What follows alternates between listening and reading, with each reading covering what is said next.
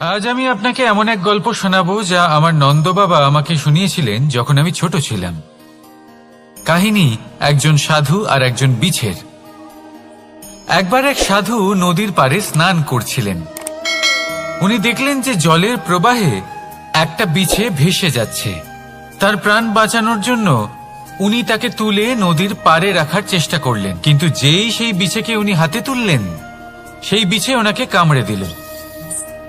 সাধু আবার চেষ্টা করলেন, সেই বিছেকে হাতে নেওয়াতে সে আবার তাকে কামড়ে দিল। আরো একবার চেষ্টা করাতে ওনার শিষ্য ওনাকে জিজ্ঞেস করল, এ আপনি কি করছেন গুরুদেব? এসব কি হচ্ছে?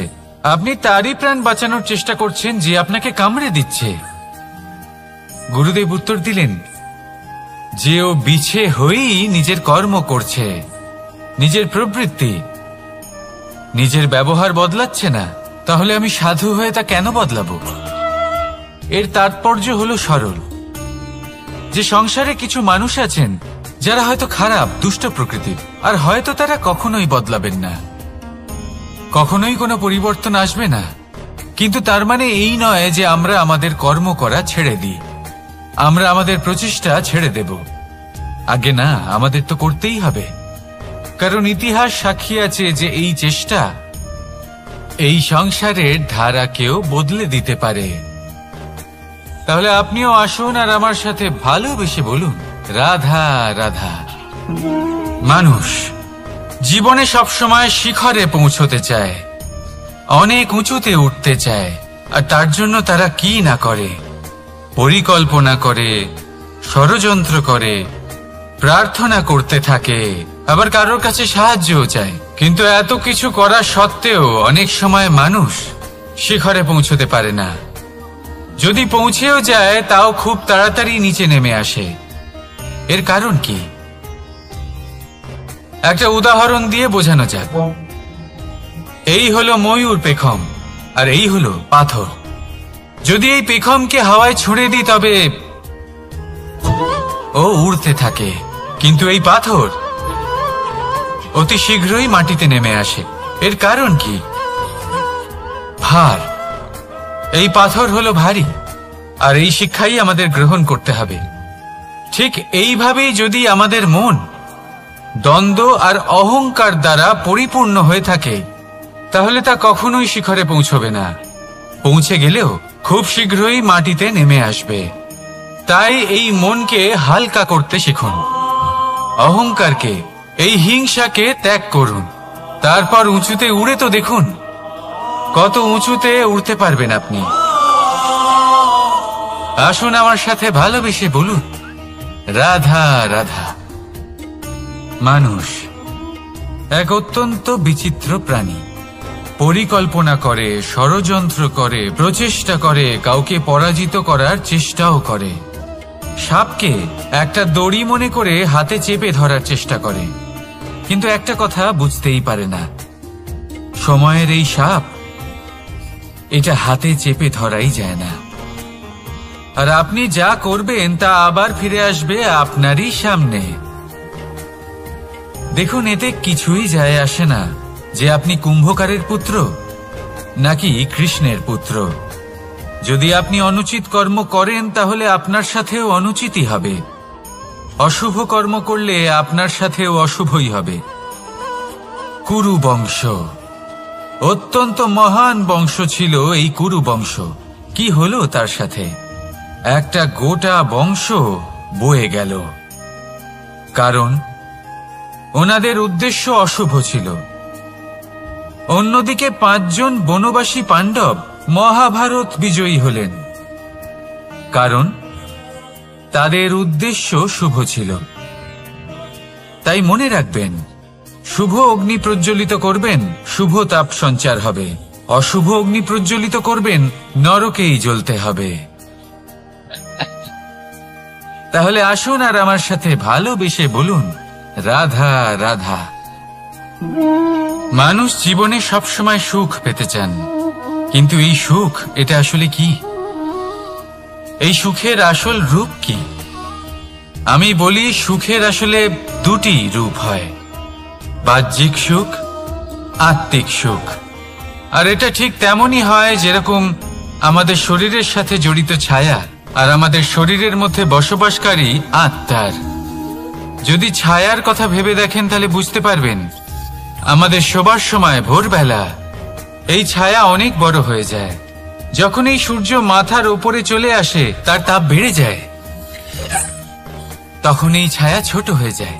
আর যেই অন্ধকার নেমে আসে এই ছায়া আপনার সঙ্গ ত্যাগ করে। এরকমই হয় বাহ্যিক সুখ। আর এবার কথা বলি আমাদের শরীরের মধ্যে বসবাসকারী এই আত্মা। এই আত্মা কখনো আমাদের সঙ্গ ত্যাগ করে না, সব সময় আমাদের সাথে জড়িয়ে থাকে। এরকমই হয় আত্মিক সুখ, যা সব সময় আমাদের সাথে থাকে। আত্মিক সুখ কারোর সেবা করে, আত্মিক সুখ কাউকে সাহায্য করে, আত্মিক সুখ প্রেম বোধের, যা কখনো আমাদের সঙ্গ ত্যাগ করে না। সেখানে বাহ্যিক সুখ, যতক্ষণ আপনি সম্পন্ন কিছু মানুষ এবং সুবিধার সাথে আছে, এই বাহ্যিক সুখ আপনার সাথে থাকবে। সম্পন্নতা চলে গেলে, মানুষজন চলে গেলে, সুখ সুবিধা চলে গেলে বাহ্যিক সুখও চলে যায়। তাহলে এই আত্মিক সুখ খুঁজে নিন এবং সেই সুখের সাথেই বলুন রাধা রাধা। আপনি কখনো কোনো সাধারণ পাখি দেখেছেন? যেমন বাবুই। সে কি করে? সে কোনো গাছের ডালে নিজের বাসা বানায়। এবার সেইখানে বাসা বানানো সহজ ব্যাপার, কারণ সামগ্রী আশেপাশেই পাওয়া যায়। কিন্তু সমস্যা হলো আক্রমণ। কোনো সাপ বা অন্য কোনো পশু ওর বাসাতে ওর সন্তানদের উপর না আক্রমণ করে বসে, এই ভয়ে তার সব সময় থাকে। আর এটা সব থেকে কঠিন ব্যাপার এদের জন্য, নিজের বাসায় নিজের সন্তানদের সুরক্ষা। আর বাজ পাখি, যদি আমরা বাজের কথা বলি তাহলে তারা কি করে? বাজ পাখি কোনো উঁচু পাহাড়ের শিখরে, কোনো পাথরের খাঁজে নিজের বাসা তৈরি করে। এবার ওখানে বাসা বানানো একেবারেই সহজ ব্যাপার নয়, কারণ সামগ্রী আশেপাশে পাওয়া যায় না, দূর থেকে নিয়ে আসতে হয়। কিন্তু সেইখানে আক্রমণের ভয়ও কখনোই থাকে না। এইভাবে উচিত রূপে ও নিজের বাসা রক্ষা করতে পারে, নিজের সন্তানদের রক্ষা করতে পারে। এর সারমর্ম হলো এটাই, যদি সমস্যা বড় হয় তাহলে সমাধানও উচ্চমানের হওয়া উচিত। একটা বাজ পাখির মতো ভাবা আরম্ভ করে দিন। জীবনে যে কোনো সমস্যা ছোট মনে হবে। রাধা রাধা। জীবনে এমন কিছু কাজ রয়েছে যা আপনাকে একাই করতে হয়, আর এমন কিছু কাজ রয়েছে যা আপনাকে একসাথে মিলে করতে হয়, একজোট হয়ে, সঙ্গবদ্ধ হয়ে।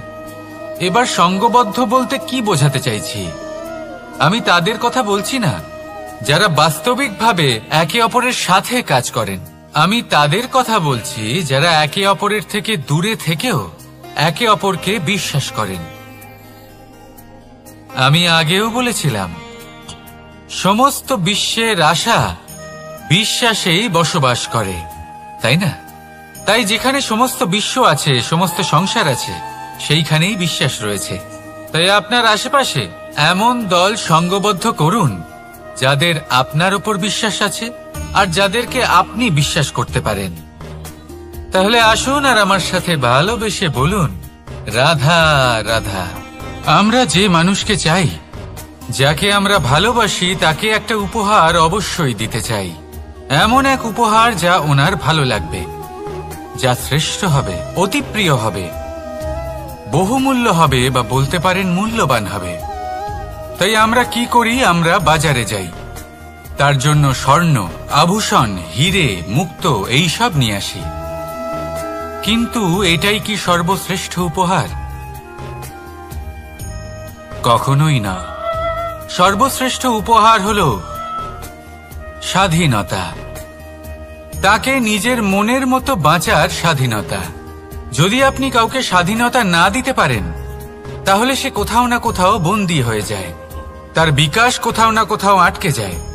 কিন্তু যদি আপনি কাউকে স্বাধীনতা দিতে পারেন, তাহলে আপনি দেখবেন ও সমস্ত সংসারকে, এই জীবনকে নিজের দৃষ্টিভঙ্গি দিয়ে দেখবে, বুঝবে যে কোনটা হলো উচিত আর কোনটা হলো অনুচিত। আর এটাই হলো সর্বশ্রেষ্ঠ। আর এবার যদি কাউকে স্বাধীনতার মাধ্যমে এত বড় একটা শক্তি দিতে পারেন, তাহলে আপনি আমাকে বলুন, এর থেকে বড় উপহার আর কি হতে পারে?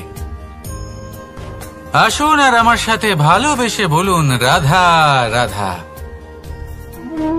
কর্ম, ধর্ম আর কর্তব্য, এই তিনটি একে অপরের সাথে জড়িত।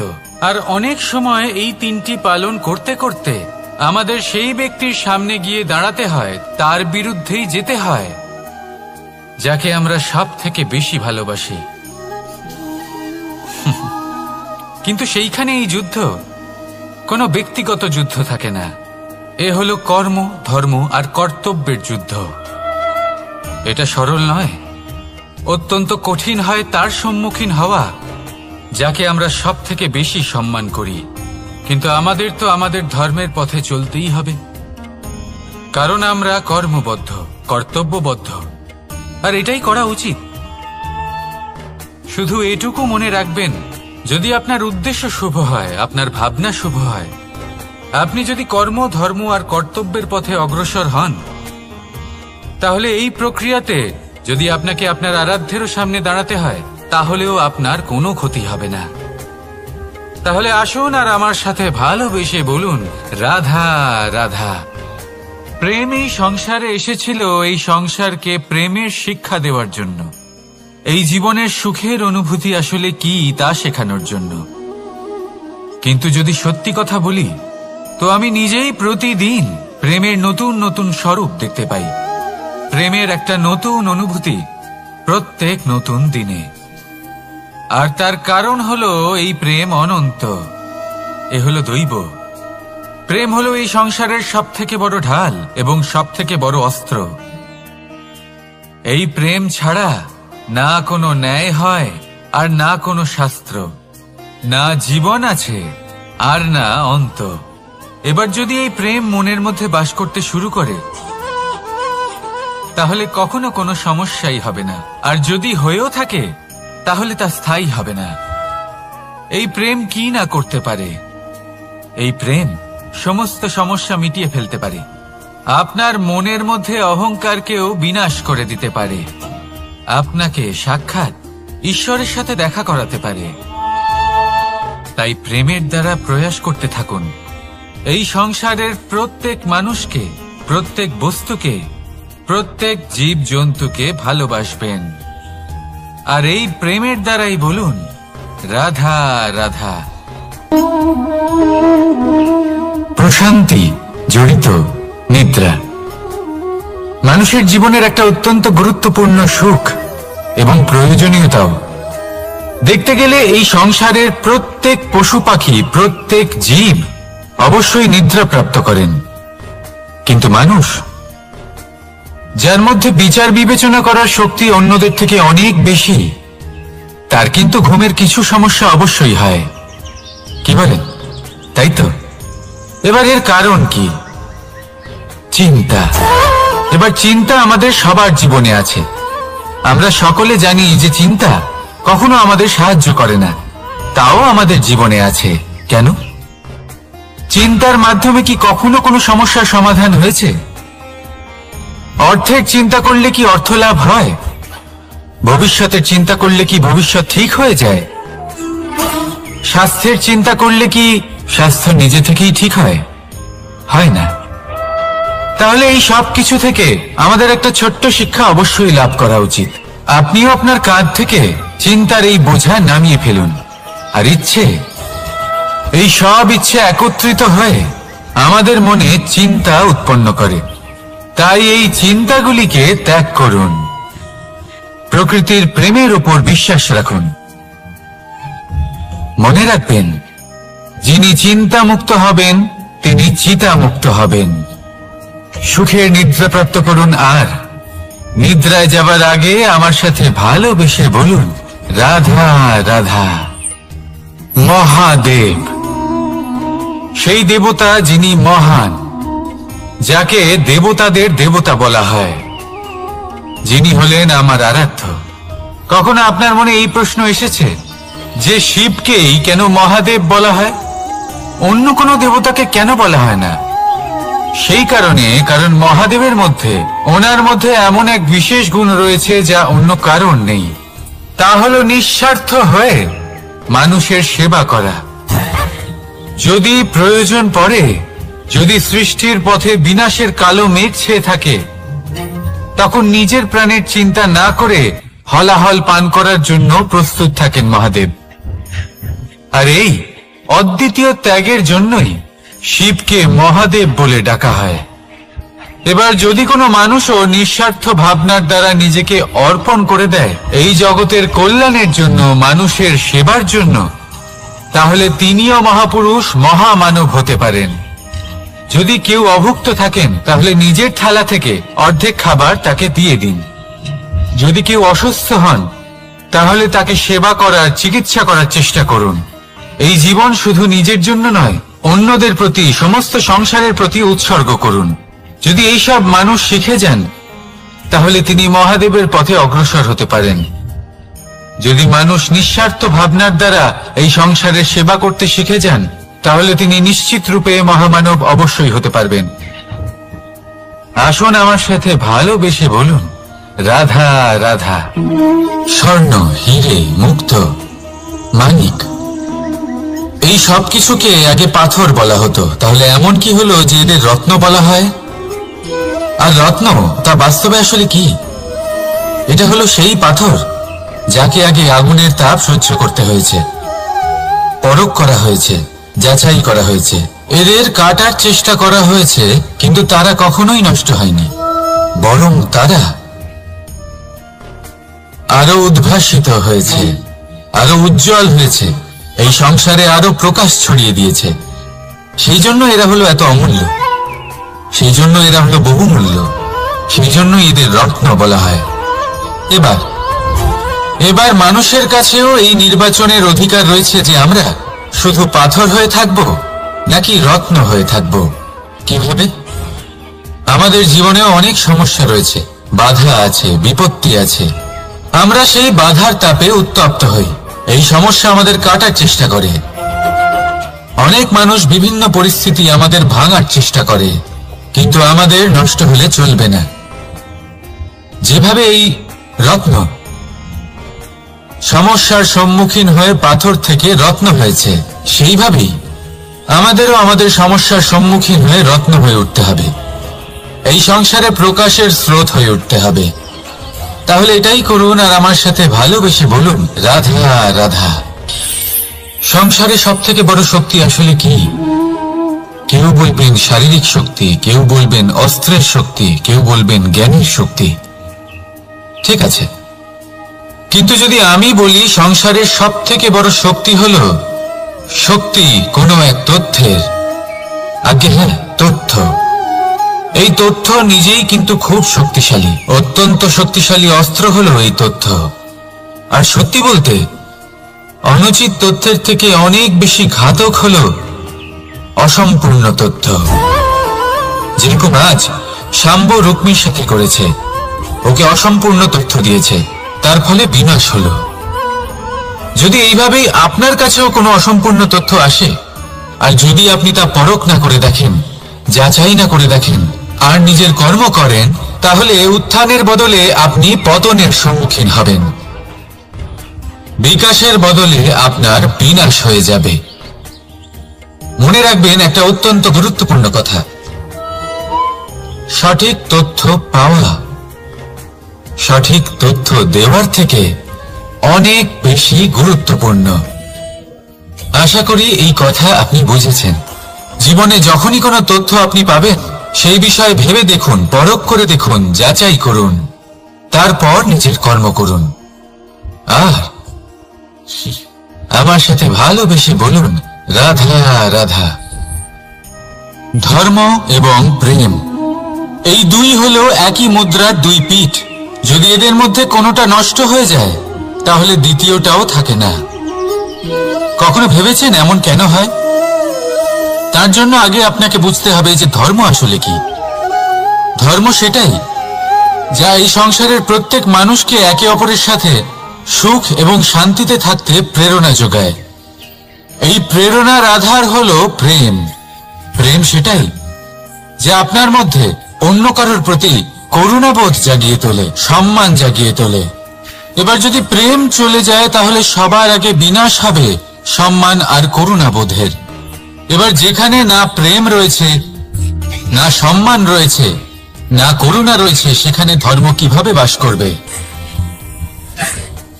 অশুভ ইচ্ছে জাগ্রত হয়ে ওঠে, ক্রোধ জাগ্রত হয়ে ওঠে, অহংকার জাগ্রত হয়ে ওঠে, আর তারপর আরম্ভ হয় অধর্মের। তাই যা যা ভাবনা আপনার অন্তরে প্রবেশ করছে করতে দিন, কিন্তু যাই হোক না কেন এই প্রেমকে নিজের থেকে দূরে যেতে দেবেন না। এই প্রেমকে চিরকাল নিজের কাছে রাখুন, নিজের হৃদয়। আর এই প্রেম ভাব নিয়ে বলুন, রাধা রাধা। মানুষের জীবনে উন্নতি লাভ করার জন্য 3টি স্তম্ভের প্রয়োজন হয়। প্রথম স্তম্ভ শিক্ষা। এই শিক্ষা আমাদের জ্ঞান প্রদান করে। দ্বিতীয় স্তম্ভ ব্যবসা, যার দ্বারা আমরা ধন উপার্জন করি। তৃতীয় স্তম্ভ হলো আমাদের ঈশ্বর, আমাদের ইষ্ট। এনার সাথে যদি আমরা জুড়ে থাকতে পারি তাহলে এমন একটা মানসিক বল আপনি লাভ করবেন যেটা এই সংসারে আর কোথাও পাওয়া সম্ভব নয়। কিন্তু মানুষ অনেক সময় জীবনে এই 3টি স্তম্ভ লাভ করা সত্ত্বেও সামনে অগ্রসর হতে পারেন না। তখনও জীবনে কঠিন পরিস্থিতি আসতেই থাকে। এমনটা ঠিক কেন হয়? কারণ সে জীবনে এই 3টি স্তম্ভ লাভ করে নেয়, জীবনে প্রয়োগও করে, কিন্তু তার ভিতের কথা সে ভুলেই যায়। যেমন প্রথম স্তম্ভ অর্থাৎ শিক্ষা। এই শিক্ষার আধার হলো শুভ চেতনা। যদি অন্তরে শুভ চেতনা না থাকে তাহলে এই শিক্ষার কোনো গুরুত্ব থাকে না। দ্বিতীয় স্তম্ভ ব্যবসা। পরিশ্রম করে উপার্জন করতে হবে, এই কথাটা আমরা সবাই জানি এবং সবাই চেষ্টাও করি। কিন্তু ব্যবসা করতে করতে আমরা এটা ভুলে যাই আমাদের ব্যবহার কেমন হয়ে পড়েছে। এই ব্যবহার যদি শুভ হয় তাহলে আমাদের উপার্জন আস্তে আস্তে একটা স্থির জায়গায় এসে পৌঁছবে। এবং তৃতীয় স্তম্ভ আমাদের ভগবান। যদি ওনার শরণে আপনি যেতে চান তাহলে তার পূর্বে নিজের মা বাবাকে সেবা করুন, তাদের যত্ন করুন, তাদেরকে ভালোবাসুন, কারণ ওনারাই হলেন এই সংসারে আপনার সবথেকে বড় ইষ্ট। তাহলে 3 স্তম্ভের সাথে সাথে তাদের আধারকেও নিজের জীবনে প্রাধান্য দিন। কোনো সমস্যা আসবে না, জীবনে একের পর এক উন্নতি করবেন এবং এই মন প্রসন্ন হয়ে বলবে রাধা রাধা। সুখ, দুঃখ এবং শক্তি, এই 3 হলো এই সংসারের ত্রিদেবের মতো।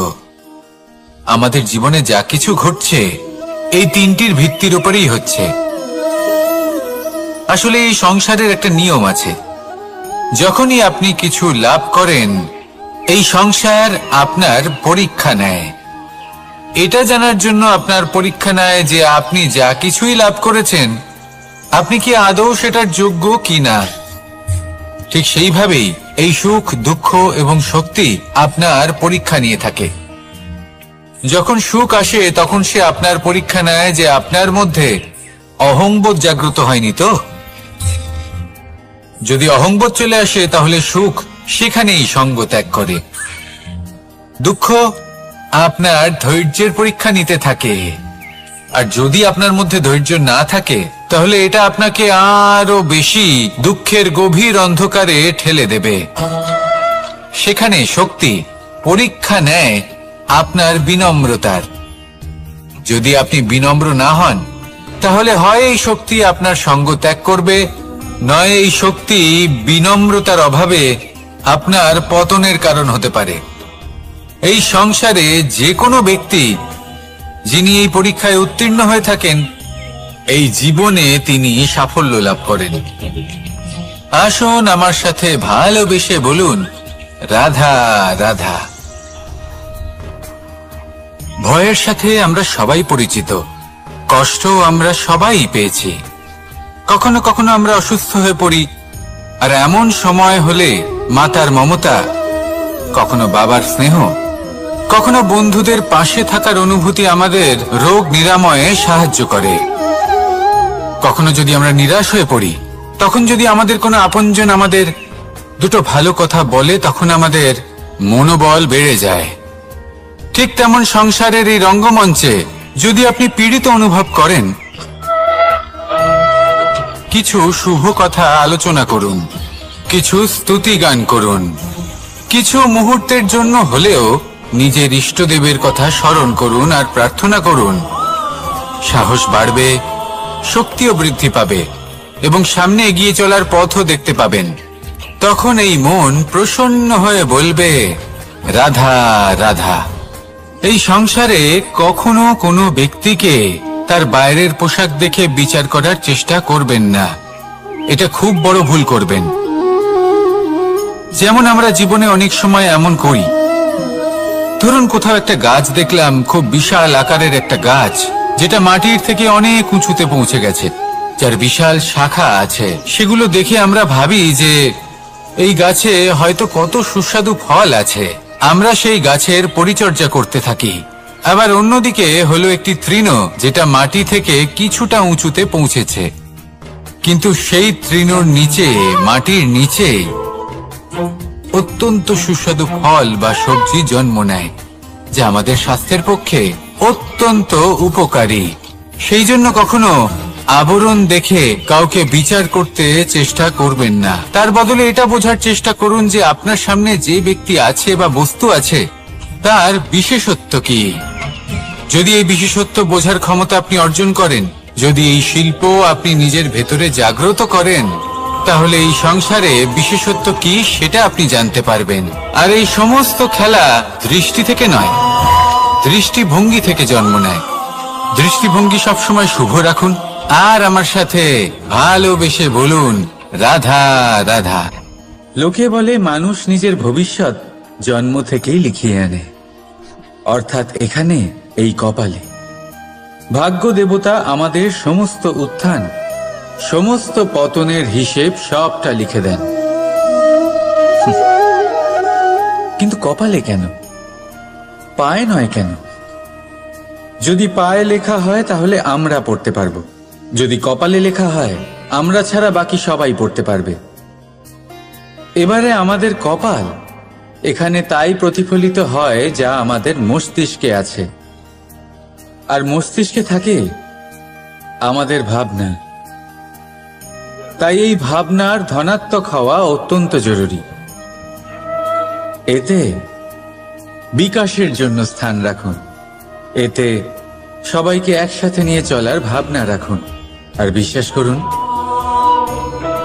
আপনার মস্তিষ্কের এই ভাবনা সাফল্য রূপে আপনার কপালে অবশ্যই লিখিত হবে, কারণ আপনার ভাবনাই সত্য হয়ে আপনার জীবনে আসে।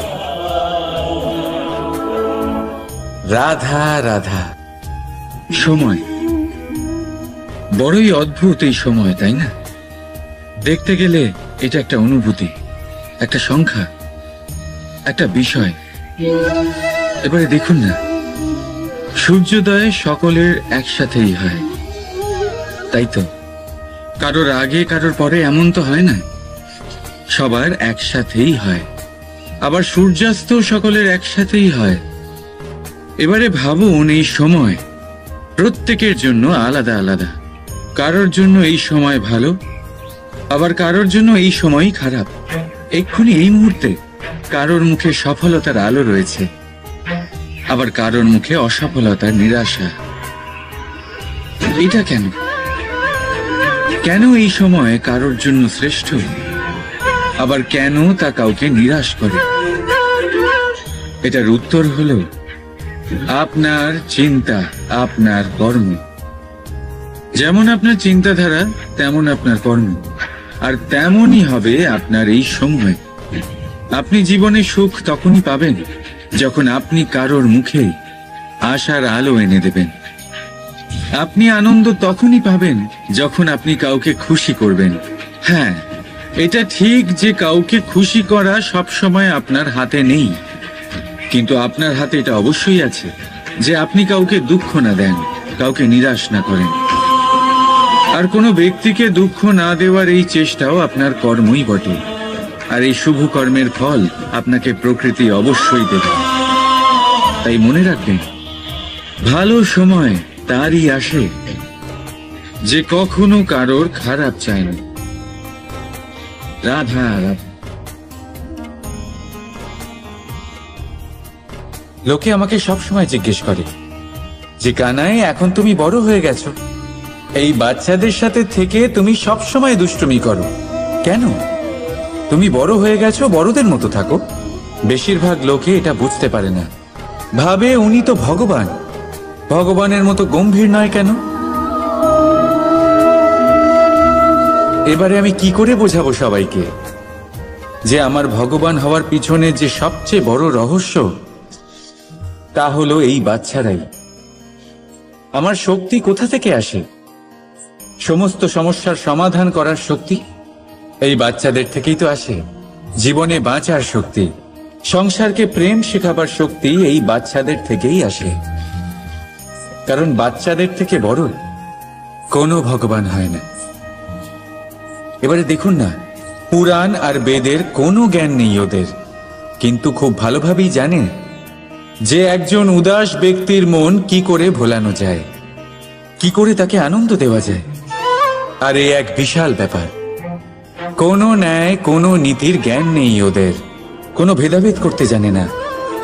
কিন্তু এটা অবশ্যই জানে একজন একা অজানা ব্যক্তিকে নিজের দলের সদস্য কি করে বানাতে হয়, কি করে তাকে আপন করতে হয়। আর এক বড় ব্যাপার, এই বাচ্চাদের থেকে অনেক কিছু শেখার আছে। তাই আপনারাও নিজেদের জীবনে গম্ভীর হওয়ার চেষ্টা কখনোই করবেন না। আর যদি করেন তাহলে এই সংসার খুবই নিরস লাগবে আপনার। আপনিও বাচ্চাদের মতো নিষ্পাপ থাকুন আর নিজেকে আনন্দে রাখুন। লাভ আর ক্ষতির ঊর্ধ্বে গিয়ে সম্পর্ককে দেখুন। জ্ঞান অর্জন করার পরিবর্তে ভালোবেসে সম্পর্ক পালন করুন। আপনি নিজেই বুঝে যাবেন যে এই সংসার কতটা সুন্দর। রাধা রাধা। মানুষ জন্ম নেয়, আর জন্ম নিলেই তার জীবনযাত্রা শুরু হয়ে যায়। তারপর সে পরিশ্রম করে, লড়াই করে, আর সে তার ফল অবশ্যই পায়।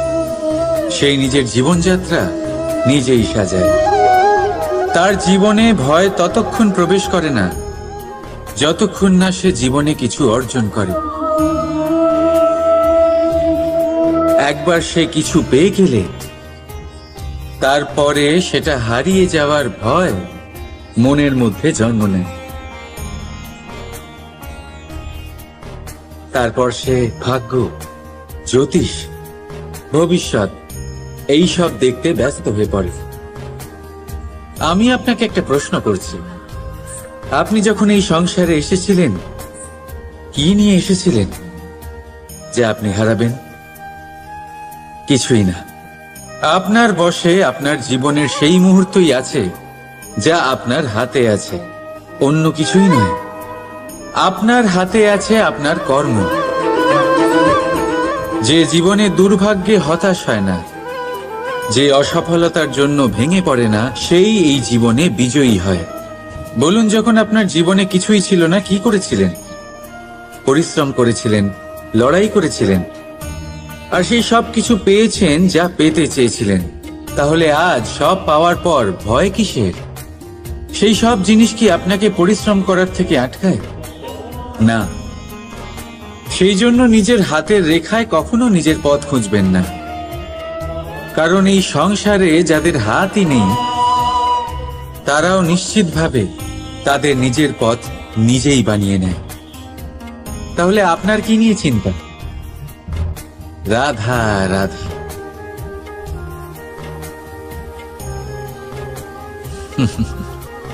সময়, এই সময় না কোনো ব্যক্তি, না জীব, না বস্তু, তাও সময় জীবিত থাকে।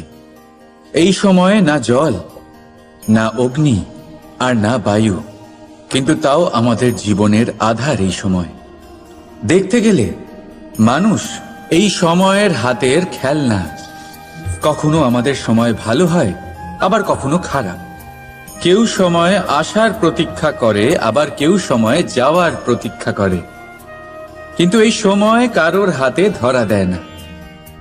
এই সময় যা কেউ দেখতে পায় না, এটা সবাইকে সবকিছু দেখিয়ে যায়, দেখিয়ে যায় যে আপনকে আর পরকে, আমাদের শুভাকাঙ্ক্ষীকে আর ক্ষতিকে চায়, আমাদের মিত্রকে আর আমাদের শত্রুকে। এই সময় আপনাকে দেখায় যে আপনি কতটা শক্তিশালী, সেই সময় আপনাকে দেখিয়ে যাবে আপনি কতটা দুর্বল। এই সময় সব কিছু দেখিয়ে যায়। তাই এই সময় যা এতটা শক্তিশালী, তা আমরা নষ্ট কেন করি ভেবে দেখুন। এবারে উঠুন আর এই সময়ের সম্পূর্ণ ব্যবহার করুন, এই সময়ের সদ্ব্যবহার করুন, কারণ এই সময়কে ব্যবহার করাটাই আপনার হাতে রয়েছে, আর কিচ্ছু না। আর এই সময় একবার বয়ে গেলে তখন যাই করুন না কেন কখনো ফেরত আসবে না। সময়ের সদ্ব্যবহার করুন আর সবার মধ্যে আনন্দ ছড়ান। আর আসুন আমার সাথে ভালোবেসে বলুন, রাধা রাধা। আমরা সবাই জীবনে সফল হতে চাই, তাই না? প্রত্যেকের জীবনে ব্যক্তিগত একটা লক্ষ্য আছে, আর প্রত্যেকের জীবনে তাদের লক্ষ্যে পৌঁছানোর আলাদা আলাদা যাত্রা আছে। এবার এই যাত্রায় অগ্রসর হওয়ার জন্য পথের দরকার। পথ, এই পথ, এটা অত্যন্ত গুরুত্বপূর্ণ, আর মানুষ এটাই বুঝে উঠতে পারেন না। অধিকাংশ মানুষ তাদের গোটা জীবন কাটিয়ে দেন এই পথ খুঁজতে গিয়ে, আর অধিকাংশ মানুষ জীবন কাটিয়ে দেন তাদের এই পথ বদলাতে গিয়ে। কিন্তু এভাবে সাফল্য অর্জন করা যায় না। এবারে আপনারা জিজ্ঞেস করবেন কি করে সাফল্য লাভ করবেন? এই সফলতা তিনি অর্জন করেন যে তার পথ নিজেই তৈরি করেন। দেখুন, যত শক্তি আর যত সময় আপনি পথ খুঁজতে আর বদলাতে গিয়ে নষ্ট করবেন, তার থেকে কম সময় এবং শক্তির দ্বারা আপনি নিজের পথ নিজেই বানাতে পারবেন, নিজের লক্ষ্যে পৌঁছতে পারবেন। সেই জন্য বারবার আপনার পথ বদলাবেন না, খোঁজাখুঁজি করবেন না। নিজের এই যাত্রায় নিজের পথ নিজেই তৈরি করুন, আর যত তাড়াতাড়ি সম্ভব নিজের লক্ষ্যে পৌঁছে যান। রাধা রাধা। আপনি ওই কথাটা নিশ্চয়ই শুনেছেন, যখন ভগবান একটা দরজা বন্ধ করেন তখন অন্যদিকে অনেক দরজা খুলে দেন। এবার এই দরজা, এই সমস্ত পথ আমরা দেখতে পাই না, অনেক সময় আমরা বুঝতে পারি না, হারিয়ে যায় সব। কখনো কখনো মনে হয় যে এই কথাটাই মিথ্যে, কিন্তু আসলে তা তো নয়। তাহলে হারিয়ে যায় কেন? কারণ আমরা সময় নষ্ট করি এই দরজার দিকে তাকিয়ে থেকে। ভাবি এই বুঝি দরজা খুলবে, এবার দরজা খুলবে। অপেক্ষা করতে করতে আমরা অনেক সময় নষ্ট করে ফেলি। এত সময় নষ্ট করি যে আমরা দেখতে পাই না, খুঁজে পাই না সেই সমস্ত দরজা আর পথ যা আমাদের জন্য খোলা রয়েছে। যদি খুঁজেই না পাই তাহলে তা ব্যবহার করব কি করে? মনে রাখুন, ভগবান সবসময় আমাদের সাথে রয়েছেন, আমাদের সাহায্য করছেন। এই পথ সব সময় আছে, সর্বত্র আছে। দরকার রয়েছে শুধুমাত্র দৃষ্টির, দৃষ্টিভঙ্গি এবং ভাবনার। এই দৃষ্টিকে বিস্তৃত করুন, এই দৃষ্টিভঙ্গিকে ধন্যাত্মক করে তুলুন, আর এই ভাবনা, এর সীমা একটু বাড়িয়ে তুলুন। তারপর দেখবেন সব খুঁজে পাবেন। আসলে কি, এই যে ঈশ্বর, এই যে পরমাত্মা, তা আমাদের সাথে রয়েছে, আমাদের মনের মধ্যে রয়েছে। যিনি তাকে মন থেকে চাইবেন তিনি তাকে মনের মধ্যে অবশ্যই খুঁজে পাবেন। যদি উনি মন থেকে চান পথ খুঁজে পেতে, তাহলে তিনি অবশ্যই পথ খুঁজে পাবেন। তাহলে আসুন আমার সাথে ভালোবেসে বলুন, রাধা রাধা। ধর্ম, আমরা সকলে ধর্মের বিষয়ে কথা বলি, কখনো নিজের ধর্মের বিষয়, আর কখনো অন্যের ধর্মের বিষয়। কখনো আমরা অধর্ম দেখলে সেই বিষয়ে কথা বলি। অনেক রকম আলোচনা হয়, কিন্তু এই ধর্ম আসলে কি, সেটা কি কেউ বোঝে? যদি আমি আপনাকে উত্তর দিই, এই উত্তর সরল।